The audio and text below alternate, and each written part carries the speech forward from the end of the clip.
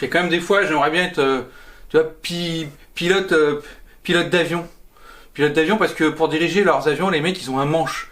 Et avec manche, mais j'avais 1 milliard de vannes avec manche.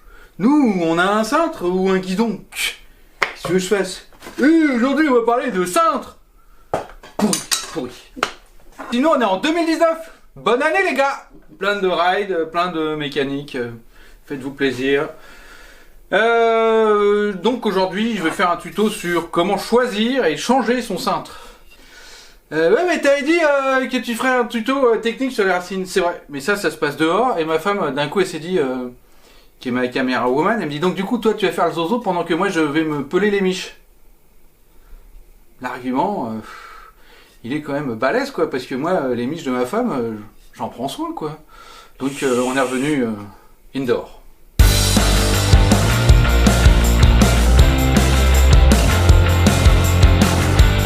Ouais, bah un cintre, c'est un cintre. Non, il y a plein de cintres. Il y a plein de paramètres différents. Il y a 5 paramètres différents qu'il faut prendre en compte. 5 nombres importants. Quand vous les changez, tout de suite, allez mesurer le diamètre ici, au centre. Ils correspondent à la potence et c'est relativement compliqué d'avoir un cintre qui ne correspond pas à la potence. Voilà. Voire impossible dans certains cas. Donc ça, c'est le nombre numéro 1. Le nombre numéro 2, la longueur totale du cintre. Très importante, elle a une influence sur la manière de piloter, sur comment on pilote et sur sa facilité. La réhausse. La réhausse, c'est de combien votre cintre est rehaussé. Et on voit qu'ici, c'est pas la même chose que là.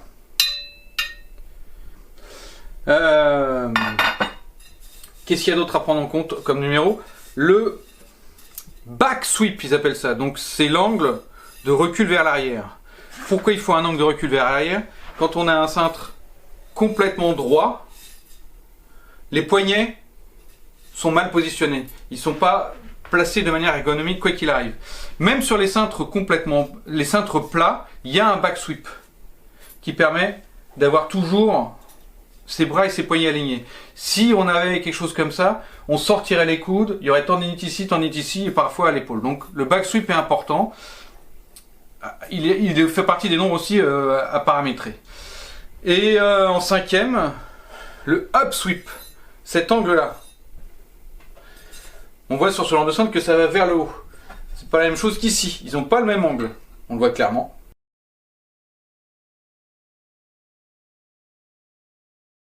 À quoi ça sert d'avoir un... Ouais, je fais du bruit. D'avoir ce genre d'angle. Je vous rappelle que quand vous pilotez, le plus important pour tourner, c'est pas ça et ça. Hein. Ça, c'est quand on est à très faible vitesse, quand il se passe rien. Sur un vélo, dès qu'on commence à avoir un peu de vitesse, c'est comme ça qu'on tourne. L'intérêt de ce up sweep, il permet d'avoir un appui plus fort. Dans les deux cas, c'est relevé. Évidemment, il n'y a pas de up sweep sur un cintre plat. Du coup, je vais essayer de vous expliquer les intérêts ou les avantages et les désavantages de chacun des 5 nombres.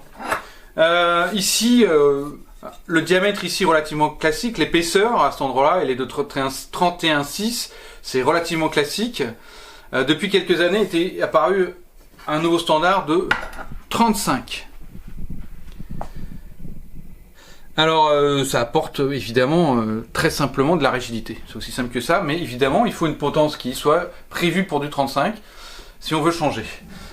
La longueur maintenant du cintre. Globalement maintenant, allez, je vais simplifier un peu. Tout se passe entre 700 et 800. 700 mm et 800 mm. En dessous, c'est vraiment pour les crosseurs. Et même des crosseurs maintenant sont au-delà des 700.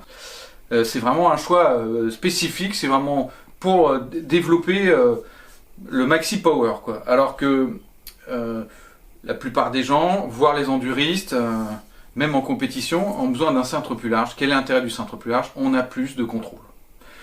On a plus de contrôle, plus de facilité à diriger son vélo. Donc il y a un choix à faire ici, et comme je vous dis, ça se déroule entre 700 et 800. Au-delà de 800, c'est les descendeurs qui, eux, ont besoin d'encore un peu plus de contrôle. Tout à l'heure, je vous montrerai une petite ruse pour tester un petit peu ce qui vous convient le mieux. Parce qu'en fait, c'est vraiment très personnel. La rehausse, évidemment, plus le cintre est plat, plus vous êtes en avant, plus vous pouvez développer de puissance au niveau des jambes, plus le cintre est haut, et plus vous êtes confort. Évidemment, on peut aussi jouer sur l'angle de la potence, mais on va pas multiplier les paramètres encore, donc bon, voilà. Donc un cintre haut vous permet d'être plus relevé, plus de confort, un peu moins de puissance développée. C'est votre choix. Et les deux derniers, up sweep, back sweep.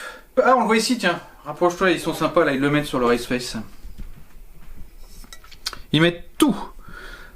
D'abord, ici, on a le 35 qui est un peu stylisé pour montrer le nom du diamètre. Le back sweep qui veut dire qu'il y a 8 degrés en back sweep, 5 degrés en up sweep, 20 mm de rise de hausse, donc de hausse, et 760 de longueur totale du cintre. Tout est donné ici, c'est sympa. De manière générale, ce 8 et 5 degrés, c'est pas mal. Hein. Ça correspond à une grande majorité des riders. Peut-être pas vous, mais bon, si vous êtes à la recherche de quelque chose, ça vous donne un indicateur. Ok, je le fais bien. Hein. On va donc démonter ce cintre parce que c'est un cintre plat et que ça, à mon sens, ne correspond pas à ce que ce vélo est fait pour. Il est fait quand même pour un peu jouer, pour jumper, pour machin truc, et ça va être pas super pratique. Donc, on va lui mettre un joli cintre d'Atwan pour relever, rehausser un peu tout ça. Donc, on commence par démonter tout ce qui va sur le cintre. Les grippes. Parfois vous avez deux vis, parfois vous en avez... Là c'est ce qui s'appelle des grippes lock-on. Parfois vous avez deux grippes. Vous avez deux vis, un seul. Wow, c'était balèze, hein, c'était super à faire. C'est du 4, du 5. Alors il y a du 4 ici. Et il y a du 5 à côté. Il y a du Torx parfois, il y a un peu de tout évidemment. Il n'y a pas de standard. Hop là. Parfois les gaines et les machins sont trop courtes pour les enlever tranquillement. Donc vous dévissez un petit peu déjà le cintre au niveau de la potence et vous pouvez faire glisser relativement facilement. Tac. Lock-on. Et il nous manque lui. On fait attention quand on démonte tout ça parce que tous ces cintres, même en alu, marquent beaucoup. Et vous voyez, il est un peu court. Si j'essaie de l'enlever comme ça, je peux pas. Déjà tourner le guidon. Et en général, ça se passe bien. Ok, on démonte la potence, le capot de la potence. Donc ça se fait en croix. Donc vous vissez pas à fond comme un mort chaque vis l'une après l'autre. Petit à petit en croix. Hop. Pourquoi? Parce que quand on dévisse d'un côté, on surcharge la tension sur les vis de l'autre côté et ça peut la faire péter. Normalement, si je me débrouille bien, j'ai pas à dévisser complètement tout le capot. Faites gaffe, ça peut tomber. Là, je dois pouvoir l'enlever tranquille. Donc la petite ruse, c'est de l'amener doucement. Ça bloque un tout petit peu et on redévisse peinard jusqu'à ce que ce soit. Voilà. On repère le centre et je commence à l'engager. Toujours en croix. Mais on ne le serre pas du tout à fond.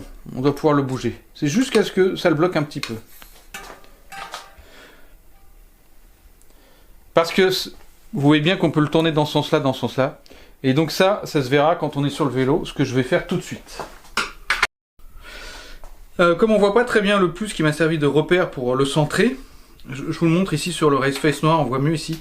Vous voyez, ils ont la petite croix qui permet de le centrer ici et sur les côtés là, ça nous donne des points de repère une fois qu'on a mis au niveau de la potence, droite et gauche. Du coup, pour le repérer, je m'installe moi sur mon vélo et j'ai une petite idée de ce que je veux. Donc je respecte toujours le gauche-droite comme inclinaison. L'inclinaison est importante. En gros, quand vous êtes debout sur le vélo là, faut même se poser comme ça. Je vous donne l'exemple, si je l'ai trop tourné, on n'est pas en appui correct. On n'utilise pas ce fameux back sweep, forcément, dès que on est dans le mauvais sens. Donc on n'est pas... faut que vous sentiez que vous puissiez appuyer comme ça, gauche-droite. Toujours pareil, je l'ai montré la dernière fois, ce petit genre de clés qui sont directement prévues avec du 4, ici par exemple, sont prévues pour les 5 newtons, qui permettent de régler... alors comment le savoir? C'est quasiment toujours écrit, hein, ou encore une fois c'est dans les PDF des marques. Ici c'est écrit 5 Nm. C'est la bonne clé. Et on y va tranquillement, en croix, toujours. Jusqu'à entendre le clac. Voilà. 1, 2, 3, 4. Là je suis OP. De ce côté ici il n'y a que le frein. Voilà, on le réglera après. De ce côté ici, dans l'ordre, il y avait... Pareil, hein, quand vous êtes un peu court, tournez. Normalement, il y a la distance pour faire cette rotation. Sinon, ça veut dire que vos câbles, vos gaines sont quand même vachement trop courts. On y va en douceur. Ça passe au-dessus. Le frein vient toujours se poser sur la manette de derrière. C'est comme ça qu'il y a la meilleure intégration. Alors, la petite ruse de cow-boy par rapport à cette longueur de cintre. Hein, si vous avez des doutes, si vous n'êtes pas sûr, franchement, achetez une paire de grippes lock-on, donc avec une vis encore, ou deux, hein, c'est pas un souci. Mais surtout, où il y a un bouchon supplémentaire. Là, il n'y en a pas, enfin, un bouchon qu'on peut rajouter, comme ici. Parce que ça vous permet de tester. Alors, je sais pas si on va les voir encore, mais il y a pareil des graduations. Sur les fins de... Et je vais le ressortir ici. Sur les fins de quasiment de tous les cintres, il y a les graduations pour recouper. Voilà, donc pour tester, votre cintre, vous le sentez un peu trop large, avant de le couper directement, n'hésitez pas à rouler 2-3 sorties, comme ça. Et vous replacez tout, frein et commande, par rapport à cette distance-là. À l'inverse, vous allez me dire, ah ouais, mais si c'est trop, si on veut voir si en rallongeant, vous pouvez le faire, franchement. Vous pouvez le faire jusqu'à, allez, 1 cm. On peut dépasser d'1 cm. Vous le serrez bien, vous faites pas un truc qui tabasse trop. L'idée, c'est quand même juste de ressentir la sensation.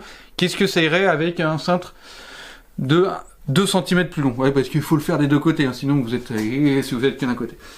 Donc vous le mettez là, vous le serrez, vous recalez vos manettes, vos freins, et vous pouvez ressentir. Et seulement après, vous achetez plus large ou vous coupez. Maintenant, on regarde un petit peu comment placer tout ça correctement. Donc là, j'ai encore rien serré. Bing. Ici, il n'a pas de forme. Certains ont des formes, donc il est complètement rond, donc il n'y a pas de souci. Hein. Vous pouvez le mettre comme ça, comme ça. C'est vraiment pour faire joli et avoir la marque vers le haut. On l'a calé. Le deuxième truc à caler, c'est le frein. C'est hyper important. De manière générale, pour vous repérer, 2 cm, c'est une bonne idée. Mais on regarde ici. Les freins modernes permettent un freinage hyper puissant avec un doigt. Vous préférez 2 doigts, je ne peux pas vous enquiquiner, mais quand même, avec ces freins modernes, vous pouvez vraiment avoir un seul doigt. Et le reste sur le grip, c'est quand même vachement bien d'avoir plus de doigts sur le grip que sur le frein. Parce que vous tenez votre guidon avec le grip, quoi, avec le cintre, pas avec le frein. Le frein, ça sert juste à freiner. Donc un doigt, c'est parfait. L'idée, c'est, vous êtes votre main à l'extrémité, et votre frein doit tomber sur votre première phalange, pour être juste posé. On n'a pas besoin de plus. Si vous êtes ici, ça va pas. C'est pour... Alors faites-le pour 2 doigts, dans ces cas-là, si je vous le mets pour 2 doigts, ça doit tomber sur la dernière phalange de votre deuxième doigt. Mais ça, on est sur le parfait. L'angle après, donc vous avez repéré la distance, je la cale, une fois qu'elle est repérée, évidemment. Et hop là. Ici, la distance est parfaite pour moi. J'ai pas le bon, forcément. C'est le principe. On le serre. On ne serre pas fort. D'abord, on le pose. Vous avez la bonne distance. L'angle, allez. Si vous êtes frein, il est plus incliné que la potence, il y a un problème. Après, c'est vraiment à votre convenance, quoi. récemment, la mode des pilotes d'enduro, c'est quasiment à l'horizontale parce qu'ils passent tellement de temps en descente qu'ils s'en foutent d'avoir le frein désagréable en montée. Et ils préfèrent s'économiser en descente. Donc, à votre convenance. En gros, quand vous êtes le truc de base, c'est quand vous êtes posé sur votre vélo, le frein, il doit être dans l'axe. Vous ne devez pas avoir le poignet cassé, ni dans ce sens-là, ni dans ce sens-là. Vous le serrez de manière à ce que quand vous freinez, il ne doit pas tourner. Là, il tourne encore. Il ne doit pas tourner quand vous freinez, c'est tout. Voilà. Mais pas plus. Pourquoi? En cas de crash, il faut qu'il puisse tourner. Sinon, vous cassez le frein, le levier de frein. Donc, le truc, il doit pouvoir, en forçant un petit peu, on doit pouvoir être capable de le tourner, comme je viens de le faire. Derrière, là, c'est pas dur. La manette, oui, c'est le 4. Oui, bien sûr. Bien sûr que c'est le 4. Hop là. Et celle-ci, en général, elle se plaque dessus. Vous vérifiez toujours que vous avez accès à vos deux. Ouais, alors si vous devez permettre à vos freins et à vos manettes de tourner en cas de choc, c'est un truc qui ne doit pas tourner, c'est les lock-on, hein, c'est le grip. Le grip, quand vous le serrez, quand vous avez deux vis, vous le serrez quand même bien fort, même si c'est des petites vis. Ça ne doit pas tourner, même en serrant comme un mort, quoi. Et en dernier lieu, assurez-vous quand même que, et ça se fait en descendant le vélo, que là il y a la même distance, hein, à moins que vous ayez un doigt plus court que l'autre. Donc même méthode. Et le même angle, quoi. Parce que sinon, c'est extrêmement désagréable. Ok, j'espère que ce tuto vous a plu. Encore une fois, une merveilleuse année à vous, 2019. Donc là, c'est un changement, un truc un peu easy peasy, mais un choix de cintre, c'est pas anodin. Hein. C'est vraiment une question de choix personnel et de manière de rider et de ce qu'on veut faire sur son vélo. Ce qui veut dire que c'est un truc important. Ah, puis si, comme moi, t'as trop de cintres, hein. May the force be with you. Namasté les gars.